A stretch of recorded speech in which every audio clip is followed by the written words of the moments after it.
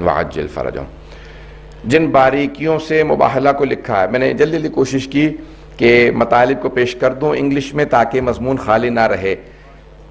ایک شب میں حبیب خدا نے، رسول خدا نے حضرت سلمان سے کہا کہ سلمان، مباہلہ میں جانے والوں کے لیے اہتمام کر دو، میں مدینے سے باہر فلاں مقام پہ مباہلہ کروں گا. اس مقام پہ آج ایک مسجد موجود ہے، سفید رنگ کی مسجد ہے، موجودہ نام مجھے معلوم نہیں. ایک زمانے میں اسی جگہ کا نام مسجد مباہلہ تھا، اب نام بدل دیے گئے ہیں. جو حاجی حضرات تازہ ہو کے آئے ہیں وہ نیا نام جانتے ہوں گے، نام کئی مرتبہ بدلا جا چکا ہے. پیغمبر اسلام نے جناب سلمان فارسی سے کہا، سلمان محمدی سے کہا، اس مقام پہ ذرا کچھ اہتمام کر دو. جناب سلمان نے ایک سرخ رنگ کا قالین بچھایا اور ایک وہاں پہ خیمہ نصب کر دیا کہ یہاں پہ آ کے اہل بیت بیٹھیں گے، کیونکہ جناب سلمان جانتے تھے کون کون جانے والا ہے. انہوں نے ایک سرخ رنگ کا قالین بچھایا. اب میں کہوں گا کہ رسول خدا نے صرف جناب سلمان فارسی ہی سے کہا کہ وہاں قالین بچھاؤ، شاید اسی وجہ سے سلمان فارسی منا اہل البیت کے درجے پہ فائز ہے. اب رسول خدا نے کہا قالین بچھاؤ، جناب سلمان نے سرخ رنگ کا قالین بچھایا. کہا فجر کے بعد جائیں گے، اس سے پہلے جناب سلمان فارسی گئے اور وہاں پہ قالین بچھا دیا، سرخ ریڈ کارپیٹ. عزیزان گرامی، شاید آج بھی کرسچن ورلڈ کے اندر جب کسی کو بہت زیادہ اہمیت دینی ہو، کسی کو بتانا ہو یہ بہت زیادہ وی آئی پی ہے یا وی وی آئی پی ہے، تو آج بھی ریڈ کارپیٹ ٹریٹمنٹ دی جاتی ہے، سرخ رنگ کا قالین بچھایا جاتا ہے. شاید ان کرسچنز نے اہل بیت کو آتا دیکھا تھا اور اس مقام پہ سرخ قالین دیکھا تھا. جو سرخ قالین پہ آ کے بیٹھے تو انہی کے لیے یہ ریڈ کارپیٹ ٹریٹمنٹ وہیں سے ظاہراً شروع ہوئی ہے. اب جناب سلمان نے سرخ رنگ کا قالین بچھایا، رات کے اندر پیغمبر اسلام نے بتا دیا اور کہہ دیا مباہلہ فجر کے بعد طلوع آفتاب سے پہلے ہوگا، آفٹر فجر prayers before the sunrise. کیوں؟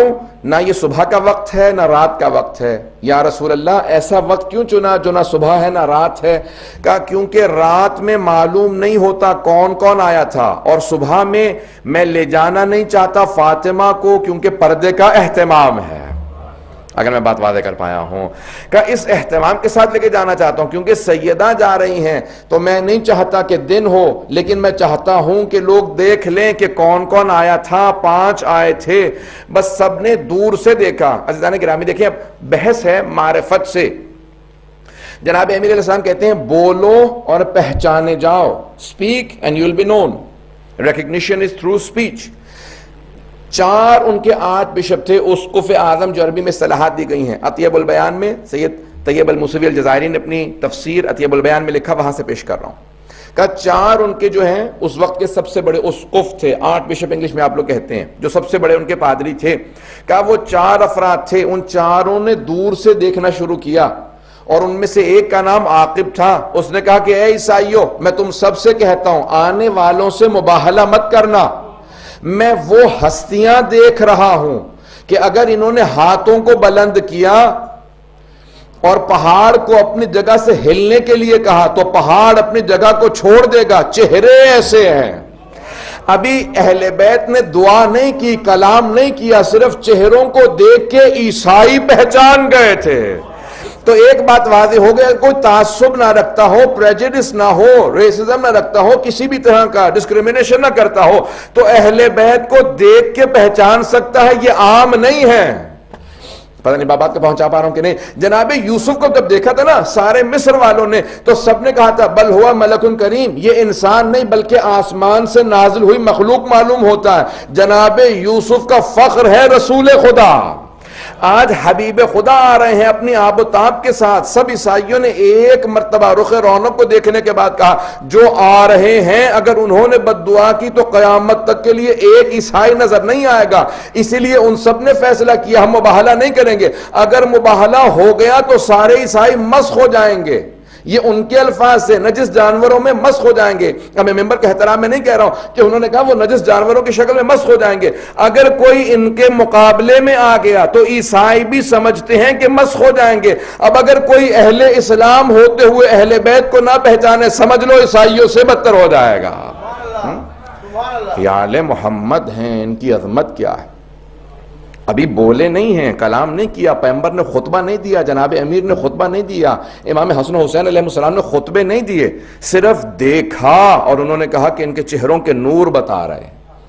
مورخین نے سب نے یہی لکھا نا 7 ہجری کا۔ عزیزان گرامی، جناب سید الشہداء 3-4 برس کے ہیں، لیکن سب نے یہی لکھا مباہلہ میں رسول خدا نے امام حسن کی انگلی پکڑ رکھی تھی اور امام حسین کو گود میں لے رکھا تھا۔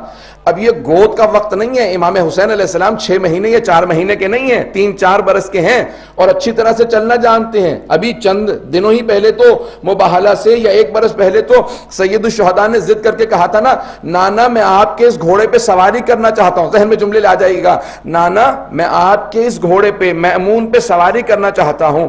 تو پیغمبر اسلام نے کہا یہ کسی کو سواری نہیں دیتا سوائے میرے اور علی کے، کہا نانا میں سواری کرنا چاہتا ہوں۔ تو جناب سید الشہداء اتنا اصرار کر کے صحابہ کو سمجھا رہے ہیں میں وہ ہوں جو رسالت سے اپنی بات کو منواتا ہوں۔ فوراً جناب ختمی مرتبت نے گود میں لیا، چوما، بہت پیار کیا اور فوراً اسی اپنی سواری پہ جناب سید الشہداء کو بٹھایا، کچھ دور ہٹے اور دیکھنے کے بعد بس ایک جملہ کہا میرا بیٹا بہت خوبصورت لگ رہا ہے، اور بہت مسکرائے۔ صحابہ کہتے ہیں اتنا پیغمبر اسلام مسکرائے کہ آپ کے دندان مبارک نظر آنے لگے، آپ کے چہرے سے چمک آنے لگی، پھر اچانک زار و قطار رونے لگے، اتنا روئے کہ آپ کی پورے ریش مبارک تر ہو گئی۔ تو صحابہ نے کہا مایوبکی کا یا رسول اللہ، آپ کو کس چیز نے رلا دیا یا رسول خدا؟ کہا کل یہی میرا نواسہ ہوگا، یہی سواری ہوگی، لیکن مدینہ نہیں کربلا ہوگا۔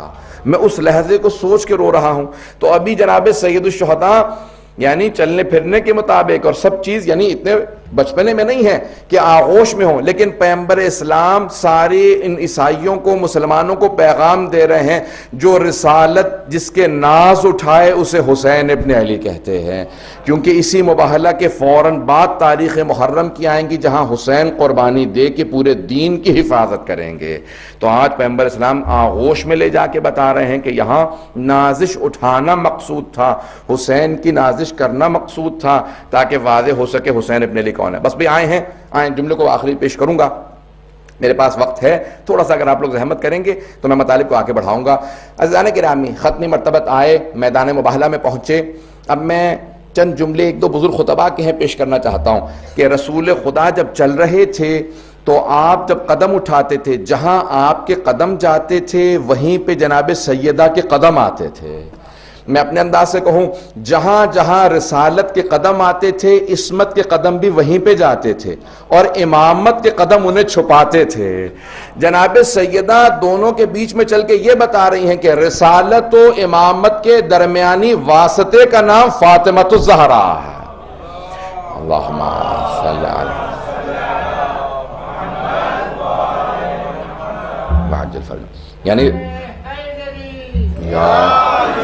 یعنی رسالت کے، جسے انگلش میں آپ لوگ کہتے ہیں مسنگ لنک، رسالت اور امامت کے اس واسطے کا، رابطے کا نام جناب فاطمۃ الزہرا ہے۔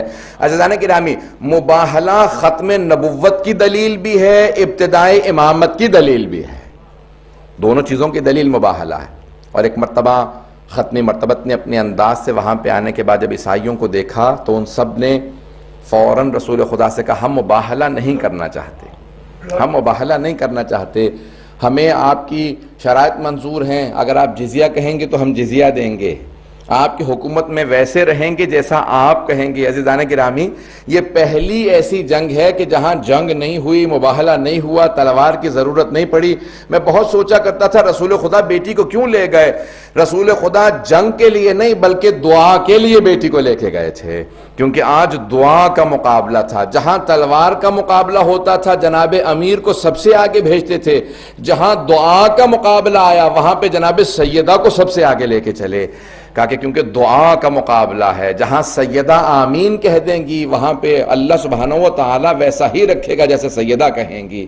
اب یہ حدیث رسول خدا سمجھ میں آتی ہے کہ ان اللہ یغضب لغضبها ویرضى لرضاها، خدا فاطمۃ الزہرا کے غضبناک ہونے سے غضبناک ہوتا ہے اور ان کے راضی ہونے سے خدا راضی ہوتا ہے۔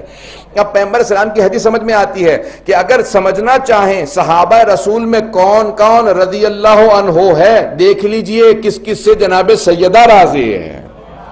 عزیزان گرامی، کی جناب خاتون جنت کی عظمت کا تعارف تھا جس میں رسول خدا مباہلہ کے اندر خاتون جنت کو ساتھ لے کے گئے۔ آئیے ذرا جناب امیر علیہ السلام کی زبانی نہج البلاغہ سے چند جملے اقتباسات پیش کرنا چاہتا ہوں، چند خطبوں کے الفاظ پیش کرنا چاہتا ہوں کہ اہل بیت علیہ السلام کون ہیں، اور ایک سوال شبہ ہے اس کا جواب دینا چاہتا ہوں۔ اگر سننا چاہیں گے تمام حضرات تو میں پیش کروں گا۔ باواز بلند صلوات۔